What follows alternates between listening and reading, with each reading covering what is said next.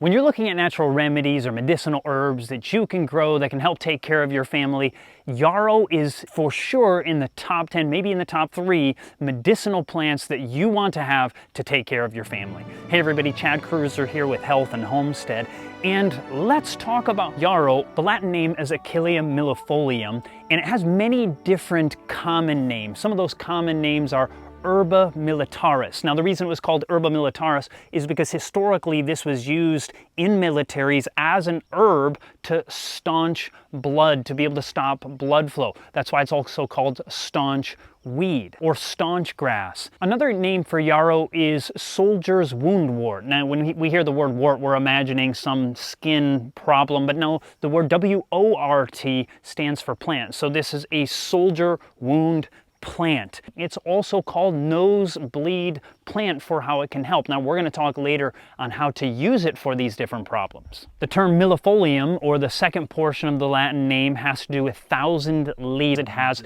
these interesting leaves that look like feathers. The first part of the name Achillea comes from Achilles. You probably heard of the ancient soldier written about in Homer's Iliad by the name of Achilles. He was this great soldier, the hero in the Trojan War, and evidently would use this plant, yarrow, to staunch the blood on soldiers' wounds. Now there's another myth that he was taken by his mother, held upside down, and dipped in the river Styx, and supposedly there was yarrow in the water there, and so everywhere it touched him, he was basically immortal. He couldn't be touched.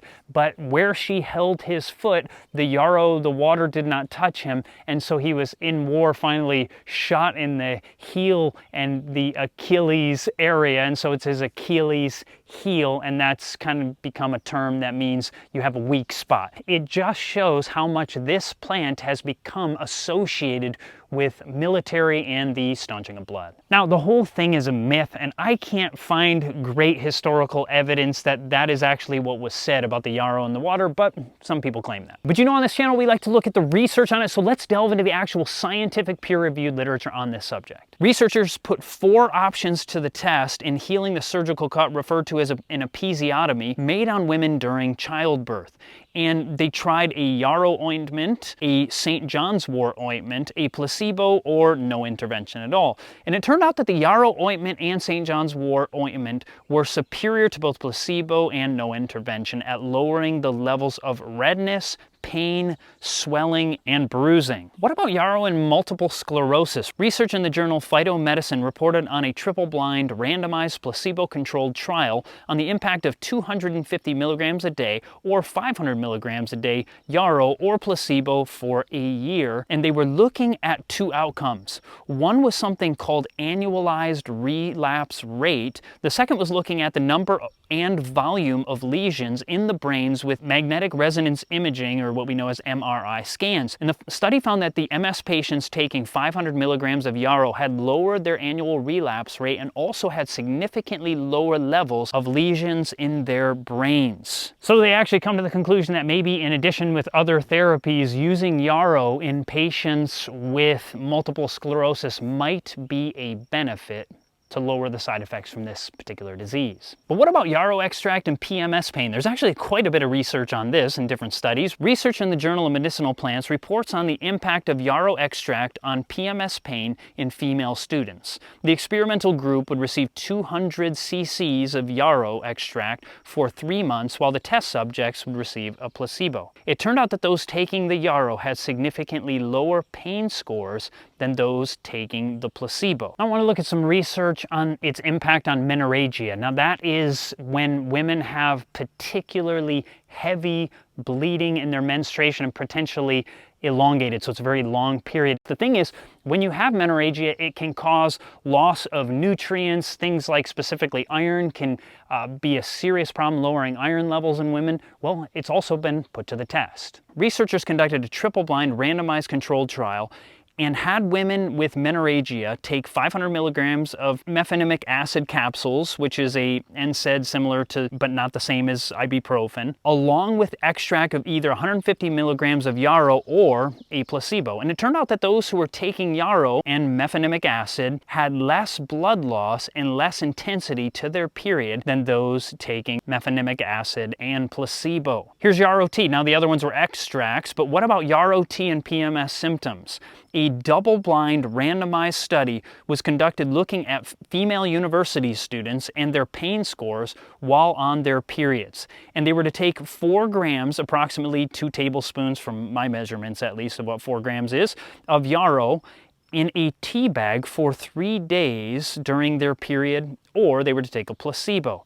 They did this for 2 cycles, and it turned out that the pain was decreased to a greater degree while taking the Yarrow tea. So this is great news. If you don't have an extract, you can simply use the tea. You can dry it yourself or you can buy the tea online. I'll have a link down in the description or in the comments section if you want to get some of the tea. But I want to talk about a simple way that historically it was used to stop the blood flow in a cut or in a wound. What they would simply do is you could take the actual fresh plant if you had it, and you could chew it up and put it directly on the wound. And often it will stop bleeding almost instantaneously. Now, if the cut is very deep, it may take a bit longer. That's one of the powerful things about it, is that it rapidly stops the blood flow. Now, what about the nosebleeds? It's also something that you can do that it can either be broken up a bit and put right into the nostril. Obviously, you don't want to suck it up into your nose, and I'm not telling you should do this, but this is historically how it would use. It would be broken up, put into the nostril, and it would also stop a nosebleed. That's why it's called nosebleed plant. So when's the best time to harvest it? Well, really, you harvest it when the flowers are in full bloom. One thing you can do is you can take the whole plant. You can chop it even to the ground if it's come to full bloom. And if you've done at first part of the season, when it's come to full bloom, it will actually obviously go back to the ground and will start growing again, and you can get a second harvest the very same year. And then after 2 to 3 years of growing it, if you've planted your own seeds, you can break apart the roots and you can redistribute them, and you can make multiple plants as a result. Now, there's animal studies. I don't put a lot of stock in them, but studies have shown in rodents that it can lower blood pressure, and so it's suggested that it can do it in humans. I don't know for sure. And secondarily, it's been shown to have like an anti-anxiety impact in animals, and it does seem to be a very pleasant tea to have. I can say that. I've had it for a few days, and it just seems very nice. So I can't guarantee that one because they haven't done human studies on that, but hey, it's not the best tasting. It's quite bitter, actually, just to let you know.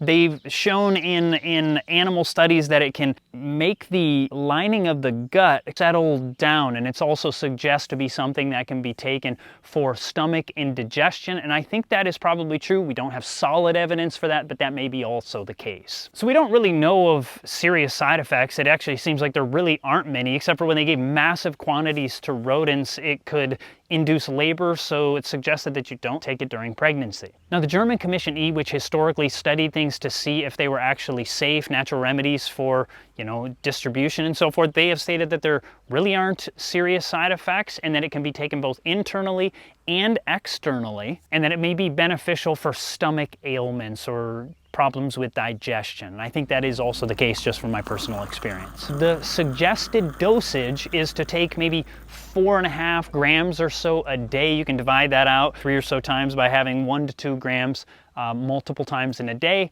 That's one suggestion. You can also take it as an extract, maybe 1 to 2 milliliters 3 times a day. And the third option is you can actually juice it. You can take about 1 teaspoon 3 times a day. It's suggested to do it between meals. So this is one of those great plants. It's pretty, it's beautiful, it's nice to have it around. Now, one of the features of the plant Yarrow is that it has a distinctive smell of honey. I mean, when you take a whiff of it, it smells like you are literally opening up a jar of honey. But if you like this video, you're gonna wanna check out this video right here on one of the most powerful remedies called comfrey. You don't wanna miss this video right here. If you like this video, hit the subscribe button, hit the bell notifications. God bless and have a fantastic day.